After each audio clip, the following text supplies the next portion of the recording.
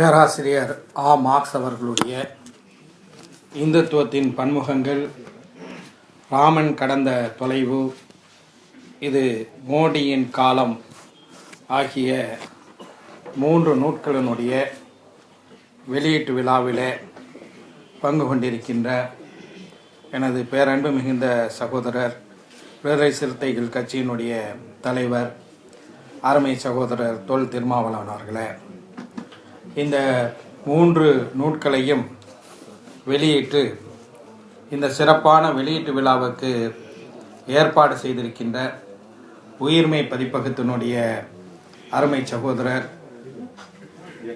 மானுஷ்ய புத்திரன் அவர்களே, எனக்கு முன்னர் இங்கே மிக சிறப்பான முறையில் இந்த நூலை பற்றி பல கோணங்களிலே அருமையான கருத்துரைகளை ஆற்றி அமர்ந்திருக்கின்ற அருமை சகோதரர்கள் பாரதி கிருஷ்ணகுமார் அவர்களே, சுகுணா திவாகர் அவர்களே, கோ சுக்குமாரன் அவர்களே, நரேன் ராஜகோபால் அவர்களே, இந்த நூல்களை எழுதி ஏற்புரையாற்றவிருக்கின்ற அருமை பேராசிரியர் மார்க்ஸ் அவர்களே, நிகழ்ச்சியிலே பங்கு கொண்டிருக்கின்ற கண்ணியத்திற்குரிய தாய்மார்களே, பெரியவர்களே, அன்பிற்கினிய சகோதரர்களே, சகோதரிகளே, மணி 9 கடந்துவிட்ட சூழலிலே உங்களுக்கு முன்னால் நான் நிற்கின்றேன். எனக்கு பிறகு என் அருமை சகோதரர் திருமா அவர்களும் உரையாற்ற வேண்டிய ஒரு நிலை இருக்கின்றது. எனவே சுருக்கமாக சில கருத்துக்களை நான் எடுத்துரைக்க விரும்புகின்றேன். முதலாவதாக, ராமன் கடந்த தொலைவு என்ற புத்தகத்தில் 26 கட்டுரைகள் இருக்கின்றது. அதிலே குறிப்பாக நான் இங்கே ஒரு கட்டுரையை எடுத்து சொல்ல விரும்புகின்றேன். அது மரியாதைக்குரிய சஞ்சய் சுப்பிரமணியத்தினுடைய பார்வையில் இந்தியா மற்றும் உலகளாவிய மதசார்பின்மைகள் என்ற தலைப்பிலான ஒரு கட்டுரை. சஞ்சய் சுப்பிரமணியம் அவர்கள் ரொமிலா டாப்பர், கோசாம்பி போன்ற மிக சிறந்த வரலாற்று ஆசிரியர். இன்று இந்தியாவிலே பின்பற்றக்கூடிய மதசார்பின்மை எத்தகையது என்ற கேள்வி அவ்வப்போது விவாத தளங்களிலே வரக்கூடிய சூழலை பார்க்கின்றோம்.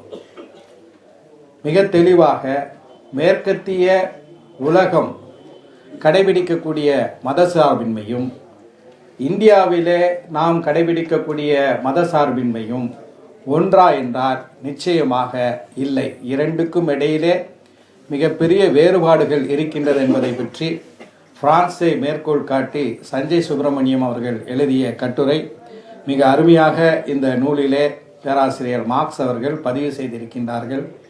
சுருக்கமாக சொல்ல வேண்டுமென்றால், மேற்கத்திய மதசார்பின்மை என்பது நெகேஷன் ஆஃப் ஆல் ரிலிஜன்ஸ், அதாவது மதங்கள் அனைத்தையும் நிராகரிப்பது. அரசு நிர்வாகத்திற்குள்ள மதம் நுழையக்கூடாது என்பதுதான் மேற்கத்திய மதசார்பின்மை. ஆனால் இந்திய மதசார்பின்மை என்பது நம்முடைய சஞ்சய் சுப்பிரமணியம் அவர்கள் சொல்வது போல அனைத்து மதங்களுக்கும் சமமான, அனைத்து மதங்களையும் சமரசம் செய்து கொண்டு இருக்கக்கூடியதுதான் இந்திய மதசார்பின்மை என்பது மிக தெளிவாக இங்கே விளக்கி இருக்கின்றார்கள். சங்க பரிவார் அமைப்பினர் அவ்வப்போது அத்வானி போன்றவர்கள் எல்லாம் சியூடோ செக்குலரிசம் என்ற வார்த்தைகளை எல்லாம் பயன்படுத்துவார்கள்.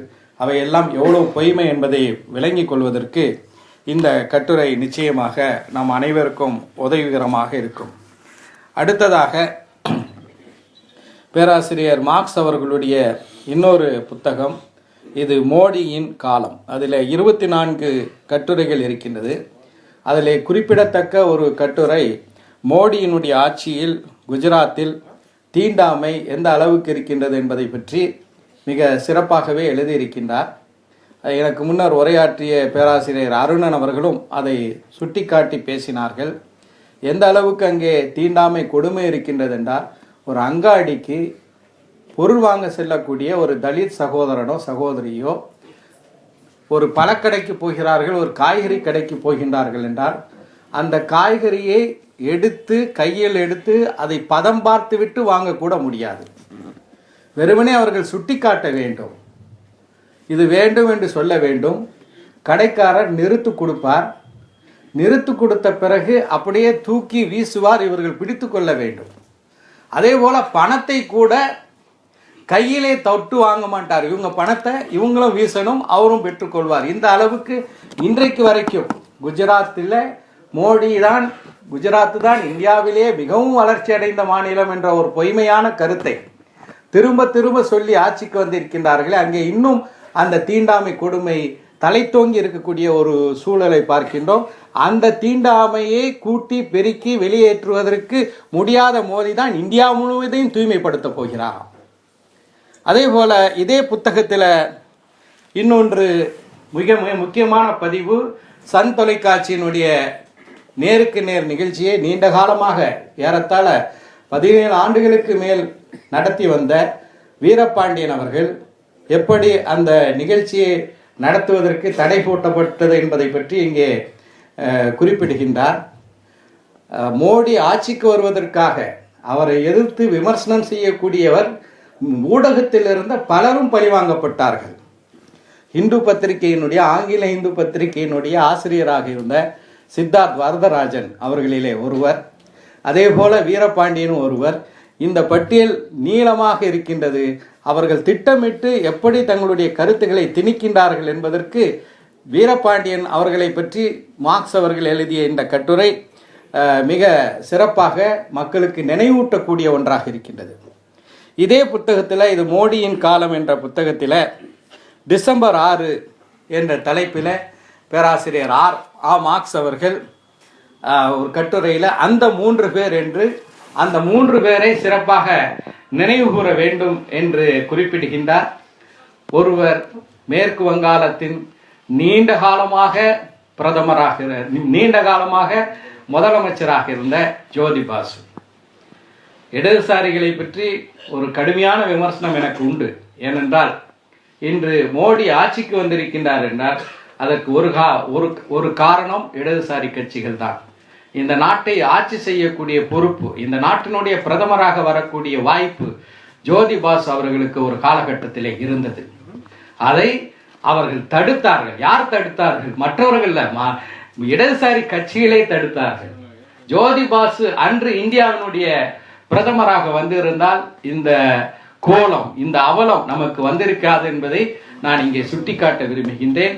சட்டவிரோதமாக 450 ஆண்டு காலம் முஸ்லிம்களுடைய வழிபாட்டு தலமாக இருந்த பாபரி மஸ்ஜித் டிசம்பர் 6, 1992 உச்ச நீதிமன்றம் பாபரி மஸ்ஜித் வளாகத்தில் உள்ளது உள்ளபடி இருக்க வேண்டும், அதாவது ஸ்டேட்டஸ் கோ இருக்க வேண்டும் என்று உத்தரவிட்ட நிலையிலே அது இடித்து தரைமட்டமாக்கப்பட்டு அங்கே ஒரு தற்காலிக கோயில், தற்காலிகமாக ராமருடைய சிலைகளை வைத்து அங்கே ஒரு தார்பாயை போட்டு ஒரு கோயில், மேக் ஷிஃப்ட் டெம்பிள் என்று ஆங்கிலத்திலே சொல்கிறார்கள், உருவாக்கப்பட்டது.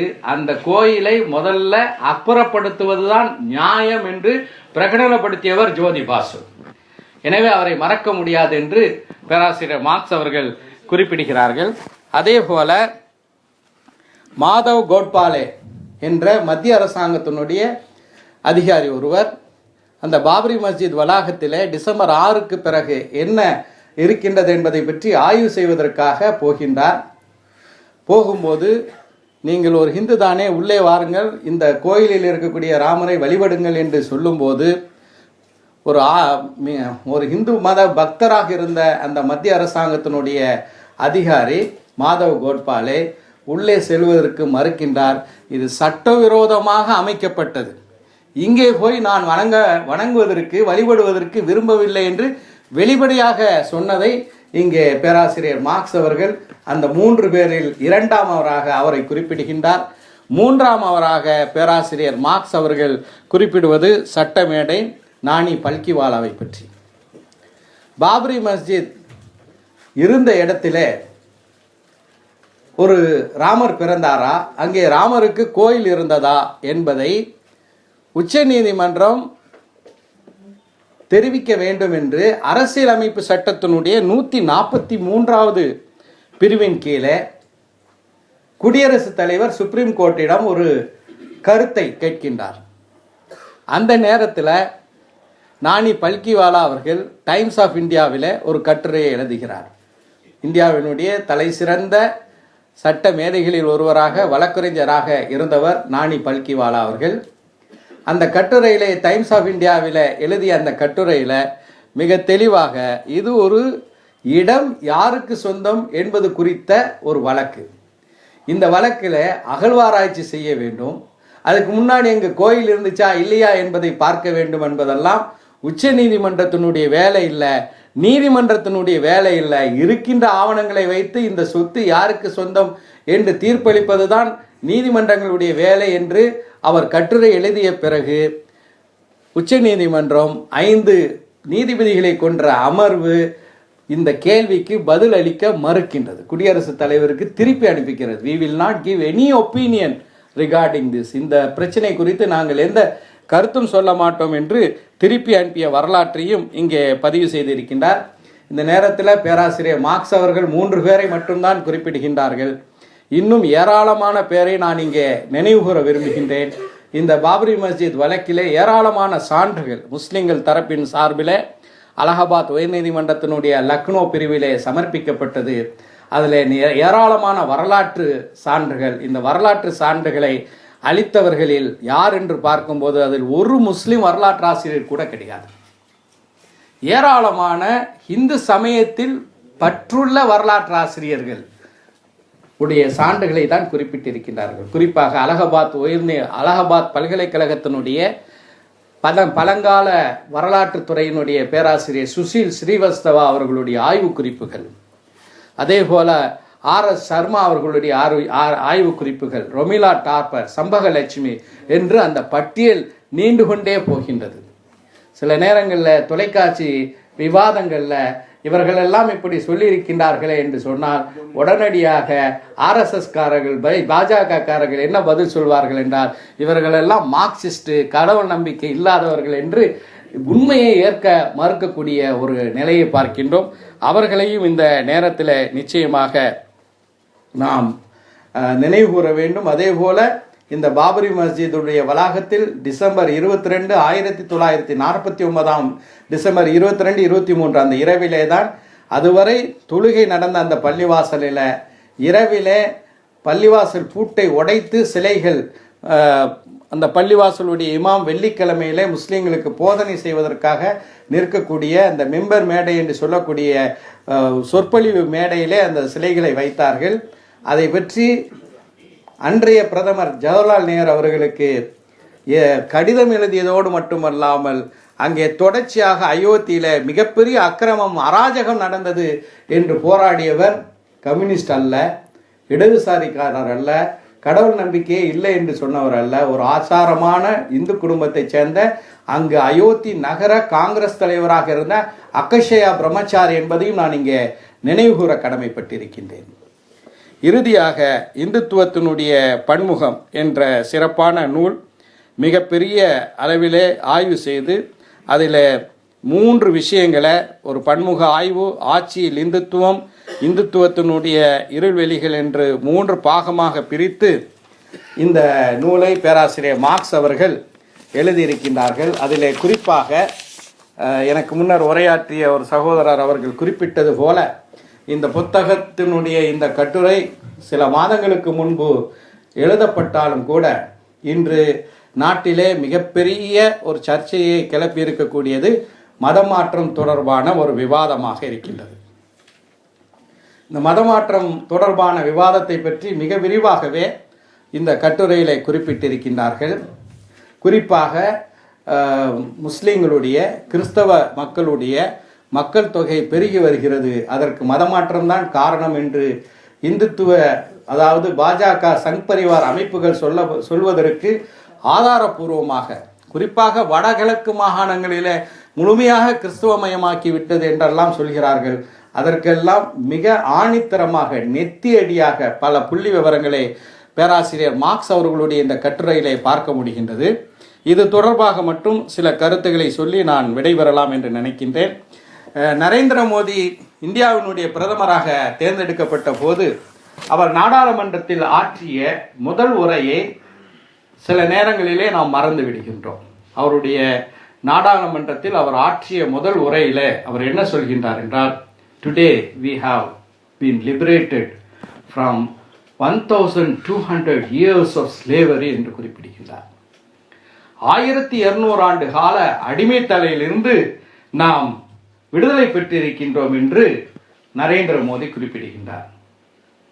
வழக்கமாக 200 ஆண்டு கால அடிமைத்தளம் என்றுதான் இந்தியாவினுடைய மிகப்பெரிய தலைவர்கள் கடந்த காலங்களிலே ஆங்கிலேய ஆட்சியை பற்றி குறிப்பிடும்போது 200 years of slavery என்றுதான் சொல்வார்கள். மோடி 1200 ஆண்டு கால அடிமைத்தலையில் இருந்து நாம் விடுதலை பெற்றிருக்கின்றோம் என்று ஏன் சொன்னார் என்பது இந்த மதமாற்ற விவகாரம் தொடர்பாக இப்போது ஏற்பட்டிருக்கக்கூடிய சர்ச்சையுடன் தொடர்புடையது. அருமை சகோதரர்களே சகோதரிகளே, மோடி அவர்கள் இணையதளத்தில் தேர்தல் பிரச்சாரத்தில் அவருக்கு தலப்பாகை அணியப்பட்டு அது முடிசூட்டுவதற்கான ஒரு நிகழ்வு என்றெல்லாம் எனக்கு முன்னர் உரையாற்றிய நம்முடைய அருமை சகோதரர் பாரதி கிருஷ்ணகுமார் அவர்கள் குறிப்பிட்டார்கள். மோடி பல்வேறு வகையான தலப்பாகைகளை அணிந்திருக்கின்றார், பல்வேறு வகையான தொப்பிகளை அணிந்திருக்கின்றார். ஒரு கட்டத்தில் முஸ்லீம்கள் அவருக்கு தொப்பி அணிய வந்தபோது அதை மறுத்தார் என்பதை நாம் மறந்துவிட முடியாது. ஏன் மறுத்தார் என்று சொல்லும்போது, மோடி எந்த கொள்கையிலிருந்து பிறந்து எந்த கொள்கையினுடைய அடிப்படையால் வார்க்கப்பட்டாரோ அந்த சங், அந்த RSS, அதனுடைய நிறுவனர்கள், அதனுடைய ஸ்தாபகர்கள் நிச்சயமாக வருங்கால இந்திய பிரதமர் ஒரு முஸ்லீமை போன்று தோற்றம் அளிக்கக்கூடியதை நிச்சயமாக சகித்து கொள்ள மாட்டார்கள் என்பது அவருக்கு புரியும். இங்கே 2 பேரை நான் மேற்கோள் காட்ட வருகின்றேன். ஒருவர் லாலா ஹர்தயால், இந்துத்துவ சங் பரிவார அமைப்பினுடைய முன்னோடிகளில் ஒருவர். 1925ஆம் ஆண்டு அவர் பிரதாப் என்ற ஒரு நூலை, பிரதாப் என்ற ஒரு பத்திரிகையில் ஒரு கட்டுரை எழுதியிருக்கின்றார். லாலா ஹர்தயால் எழுதிய அந்த கட்டுரையில், ஐ declare that the future of Hindu race of Hindustan and of the Punjab rest on these 4 pillars. அதாவது எதிர்கால இந்தியா 4 தூண்களில் சார்ந்து நிற்கின்றது. சுருக்கமாக மொழிபெயர்க்கிறேன். First Hindu Sangathan, second Hindu Raj, 3 Shuddhi of Muslims and 4 conquest and Shuddhi of Afghanistan and frontiers என்று சொல்கின்றார். அதில் சுத்தி ஆஃப் முஸ்லிம்ஸ் என்றால் முஸ்லீம்களை மதமாற்றுவது, சுத்தி and half Afghanistan and frontiers, அகண்ட பாரதம் என்று சொல்லக்கூடிய வடமேற்கு பாகிஸ்தானுடைய வடமேற்கு மாகாணங்கள் ஆப்கானிஸ்தானை எல்லாம் கைப்பற்றுவது மட்டுமல்லாமல் அங்கே அவர்களையும் இந்துத்துவமாக்க வேண்டும் என்பதுதான் அவர்களுடைய நோக்கமாக இருக்கின்றது என்பதை மிக தெளிவாக பார்க்க முடிகின்றது. அதே போல RSSனுடைய 2வது தலைவராக இருந்த குருஜி என்று RSS காரர்களால் அழைக்கப்படக்கூடிய கோல்வார்க்கருடைய எழுத்துக்கள், அதில் குறிப்பாக அவர் 2 நூல்களை எழுதியிருக்கின்றார். ஒரு தொலைக்காட்சி பேட்டியில் நான் அந்த கொட்டேஷனை, இந்த குறிப்பை சொல்லும்போது மறுத்தார்கள். We are our nationhood defined என்று 1939 மாதவ் சதாசிவ் கோல்வார்கர், MS கோல்வார்கர் எழுதிய ஒரு புத்தகம், ஒரு பேம்ப்லெட். இன்னொன்று பஞ்ச் ஆஃப் தாட், சிந்தனை கொத்து என்று தமிழிலே மொழிபெயர்த்திருக்கிறார்கள். இந்த 2 நூல்களையும் நீங்கள் படிக்கும்போது நேரம் குறைவாக இருப்பதின் காரணமாக நான் விரிவாக அதிலிருந்து மேற்கோள் காட்டவில்லை. மிக தெளிவாக இந்த நாட்டில் இருக்கக்கூடிய கிறிஸ்தவர்களும் முஸ்லீம்களும் அந்நியர்கள். இவர்கள் சொல்றாங்க இல்லையா, தாய் மதத்துக்கு திரும்புங்கள், கர் வாபஸ் என்று சொல்கிறார்களே, இன்று சொல்வதனுடைய சிந்தனை அங்கிருந்து தான் பிறக்கின்றது. அதுதான் 1200 ஆண்டு கால அடிமைத்தனம் என்று மோடியும் குறிப்பிட்டிருக்கின்றார். என்ன சொல்கின்றார், இங்க இருக்கக்கூடிய இந்துக்கள் தான் முஸ்லீம்கள் ஆனார்கள், கிறிஸ்தவர்கள் ஆனார்கள். இவர்கள் முஸ்லீம்களாகவும் கிறிஸ்தவர்களாகவும் இருக்கும்போது இந்த நாட்டிற்கு விசுவாசமாக இருக்க மாட்டார்கள். யார் விசுவாசமாக இல்லை? வெள்ளையினை வெளியேறு இயக்கம் நடைபெற்ற போது தன்னுடைய சொந்த ஊரில் நாட்டுக்கு, இந்த நாடு வெள்ளையரிடமிருந்து விடுதலை பெற வேண்டும் என்ற உன்னதமான நோக்கத்துடன் வாஜ்பாய் பிறந்த அந்த பூமியிலே விடுதலை போராட்ட வீரர்கள் வெள்ளை ஆதிக்கத்தை எதிர்த்த அந்த போராட்டத்திலே பங்கு கொண்டு சிறையில் அடைக்கப்படுகின்றார்கள், சிறைக்கு செல்கிறார்கள். வாஜ்பாயும் பிடிக்கப்படுகிறார். ஆனால் காவல் நிலையத்தில் இந்த போராட்டத்தில் நான் பங்கு கொள்ளவில்லை என்று எழுதி கொடுத்துவிட்டு வந்தவருக்கு பாரத் ரத்னா. அதே போல மதன் மோகன் மாளவியா, விரிவாக நிறைய பேச வேண்டியது, சுருக்கமாக சொல்கின்றேன். அவரும் பெரிய விடுதலை போராட்ட வீரர் என்று வர்ணிக்கப்படுகின்றார். அவருடைய ஏன் அவருக்கு பாரத் ரத்னா கொடுத்தார்கள்? காந்தியடிகள் கிலாப், அதாவது நான் கோஆபரேஷன் மூவ்மெண்ட் என்று சொல்லக்கூடிய ஒத்துழையாமை இயக்கம் எதிலிருந்து முன்மாதிரியாக எடுத்தார் என்றால் மௌலானா முகமது அலி ஜவஹர், சௌகத் அலி, அதே போல பத்ருதீன் தயாப்ஜி இவர்களெல்லாம் கிலாபத் இயக்கம் என்று சொல்லி வெள்ளைக்காரர்களை அனைத்து இதிலிருந்தும் அனைத்து அவர்களுடைய தொடர்பில் இருந்தும் துண்டிக்க வேண்டும், அவர்களை வெளியேற்ற வேண்டும் என்று அந்த இயக்கத்தை ஆரம்பித்து அது மிகப்பெரிய வெகுஜன அமைப்பாக உருவெடுத்த போது காந்தியடிகள் அவர்களும் இணைத்து கொண்டு அது ஒரு அதாவது ஒத்துழையாமை இயக்கமாக மாறியது. அந்த நேரத்தில் அதை விமர்சித்து முஸ்லிம்களுடன் காந்தியடிகள் கொண்டிருக்கக்கூடிய உறவுகளை விமர்சித்தவர் தான் இந்த மதன் மோகன் மாளவியா. அவருக்கு பாரத் ரத்னா கொடுக்கக்கூடிய ஒரு சூழலை பார்க்கின்றோம். அதே நேரத்தில் ஏராளமான சுதந்திர போராட்ட வீரர்கள் புறக்கணிக்கப்பட்டிருக்கக்கூடிய ஒரு நிலையை பார்க்கின்றோம். ஆக இதுதான் அடிப்படை. என்ன சொல்றாங்க? மத மாற்றத்திற்கு இன்று வந்திருக்கக்கூடிய செய்திகள் மிக அபாயகரமாக இருக்கின்றது. ராஜேஸ்வர் சிங் என்ற RSS உத்தரப்பிரதேசத்தினுடைய இணை அமைப்பாளர் அவர் எழுதிய கடிதம் மிக தெளிவாக அம்பலமாக இருக்கின்றது. பாரத் பூஷன் என்ற மூத்த பத்திரிகையாளர் ஏசியன் ஏஜ் பத்திரிகையில அதை பற்றியான விலாவாரியாக பல தகவல்களை கொடுக்கின்றார். ஒரு மாதத்திற்கு 1000 முஸ்லிம்களையும் கிறிஸ்தவர்களையும் மதமாற்றம் செய்வதற்காக வேண்டி ஒரு மாதத்திற்கு 50 கோடி ரூபாய் நாங்கள் செலவு பண்ணி 50 லட்சம் செலவு பண்ணுகின்றோம். மேற்கு உத்தரப்பிரதேசத்தினுடைய ஒரு சில பகுதிகளில் இதற்காக போக்குவரத்திற்காக செலவு செய்வது 10 லட்சம். வெளிப்படையாக ராஜேஸ்வர் சிங் என்ற தர்ம் ஜாகரன் சமிதி என்ற அந்த RSS மதமாற்றத்திற்கான அமைப்பினுடைய அவர் அந்த பொறுப்பாளர் சொல்கின்றார். அது மட்டுமல்லாமல் அவர் கடிதம் எழுதியிருக்கின்றார். அந்த கடிதத்தில் சொல்கின்றார், கிறிஸ்தவர்களையும் முஸ்லிம்களும் நமக்கு மிகப்பெரிய பிரச்சனையாகிவிட்டார்கள். பந்தாவார், அதாவது நண்பர்களே, lot of money required for ghar wapsi. நண்பர்களே, முஸ்லிம்களும் கிறிஸ்தவர்களும் மிகப்பெரிய பிரச்சனையாக இருக்கின்றார்கள். அவர்களை இல்லத்துக்கு திருப்புவதற்கு ஏராளமான பணம் தேவை என்று குறிப்பிடுகின்றார். இங்கே ஒன்றை சுட்டிக்காட்ட விரும்புகின்றேன். அணு உலைக்கு எதிராக சுற்றுச்சூழலுக்கு பாதுகாப்பாக போராடக்கூடியவர்களுக்கெல்லாம் வெளிநாட்டு பணம் என்று சொல்லக்கூடிய சங்க பரிவார் அமைப்பினரை கேட்கின்றேன். கிறிஸ்தவர்கள் கோடிக்கணக்கான ரூபாய்களை கொண்டு வந்து இங்கே மதமாற்றுகிறார்கள் என்று சொல்லக்கூடிய சங்க பரிவார் அமைப்புகளை கேட்கின்றேன்.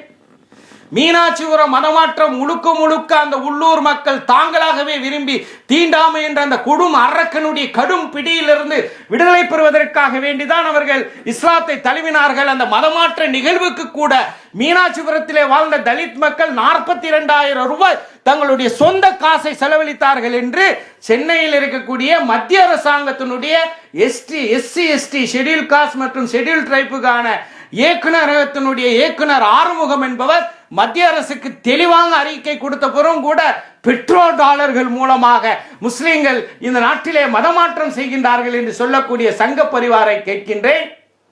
பாரத் பூஷன் மிக தெளிவாக அம்பலப்படுத்தி இருக்கின்றார். அதாவது அவர் அம்பலப்படுத்தவில்லை, அந்த செய்தியை சொல்கின்றார். அமெரிக்காவில் செயல்படக்கூடிய campaign to stop funding hate, வெறுப்புணர்வை தடுப்பதற்கான பிரச்சார இயக்கம் ஆதாரபூர்வமாக ஒரு தகவலை வெளியிட்டிருக்கின்றது. அது என்ன தகவல் தெரியுமா?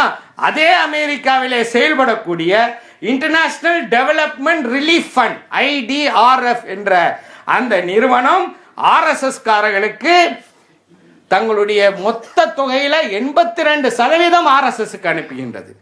இந்த 82% வரக்கூடிய பணத்தை முழுமையாக இந்த மதமாற்றத்திற்காக பயன்படுத்தப்படுகிறது. இப்போது புரிகிறது ராஜேஸ்வர் சிங் எழுதிய கடிதம் என்ன. ஒரு மாதத்திற்கு 50 லட்சம் ரூபாய் செலவழிப்பதற்கு எங்கிருந்து அவர்களுக்கு பணம் வருகின்றது என்று சொல்கின்றது. ஏராளமான மனித உரிமை அமைப்புகள் வெளிநாட்டிலிருந்து சேவை செய்வதற்காக பணம் வாங்கி இருக்கின்றார்கள் என்று சொல்லி FCRA என்ற சட்டத்தை மீறி இருக்கின்றார்கள் என்று சொல்லி யூபி அரசாங்கமே, சென்ற காங்கிரஸ் தலைமையிலான அரசாங்கமே பல பல அமைப்புகளை முடக்கி விட்டது. இவர்களை மட்டும் ஏன் விட்டு வைத்திருக்கின்றார்கள், ஏன் விட்டு வைத்தார்கள் என்ற ஒரு கேள்வியும் இங்கே இருக்கின்றது. மதமாற்று தடை சட்டத்தை கொண்டு வரப்போகிறார்களாம். எங்க ஏற்கனவே மதமாற்ற தடை சட்டம் இருக்கின்றது.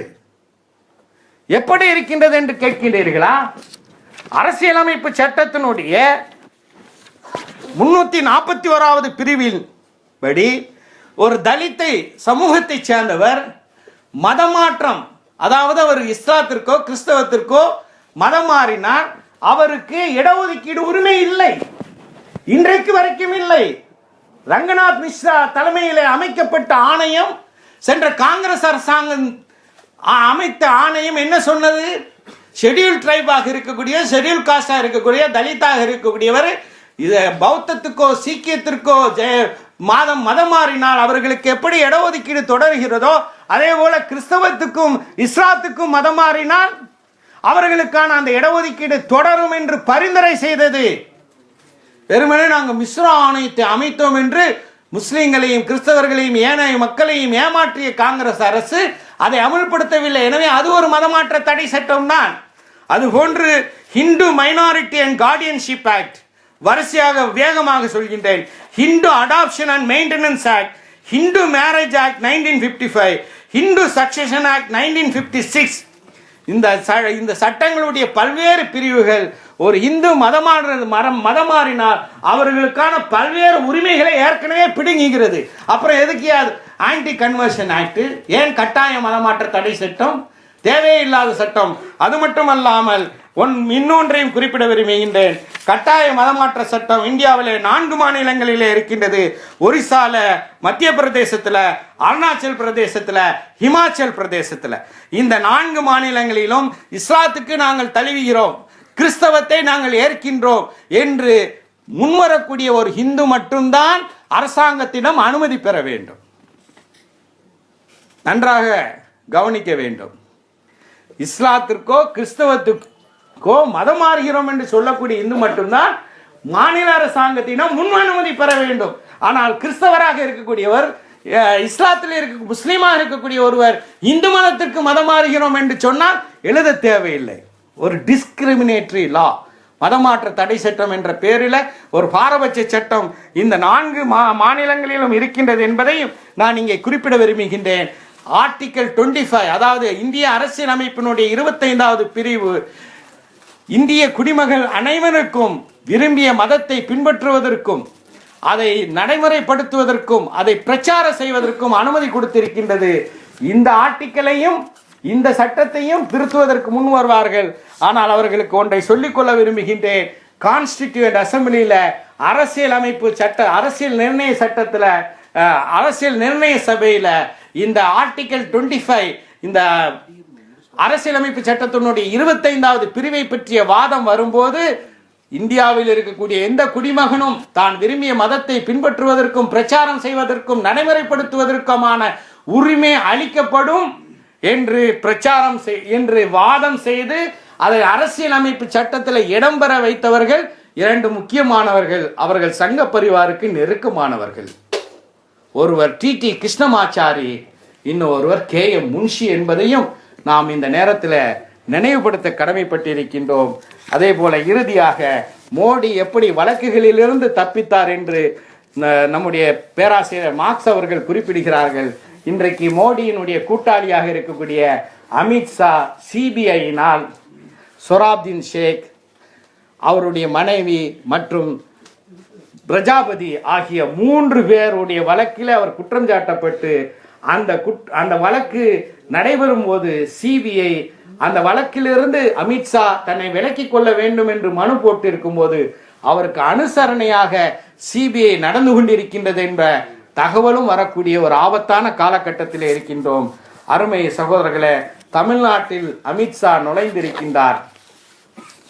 தமிழ்நாட்டில் நாம் பாராமுகமாக இருக்க முடியாது. அரங்க கூட்டத்தில் இது போன்ற சிந்தனைகளை எழுப்பி வருகின்றோம். ஆனால் கிராமந்தோறும் அவர்கள் வளர்ச்சிக்காக வேண்டி மிகப்பெரிய அளவிலே பாடுபட்டு இருக்கின்றார்கள். என்னுடைய தொகுதியில் இருக்கின்றது தனுஷ்கோடி.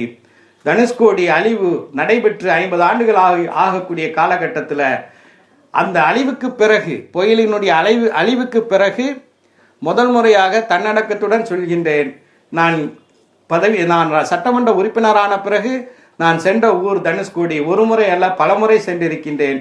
அங்குள்ள மக்களுக்கான அடிப்படை வசதிகளை பூர்த்தி செய்வதற்காக பல விஷயங்களை செய்திருக்கின்றேன். கடைசியாக நான் அந்த ஊருக்கு போகும்போது அங்கே அதிமுக கொடி பறக்கவில்லை, பாஜக கொடி தனுஷ்கோடியிலும் பறந்து கொண்டிருந்தது என்பதை நான் இங்கே வேதனையோடு சுட்டிக்காட்ட விரும்புகின்றேன்.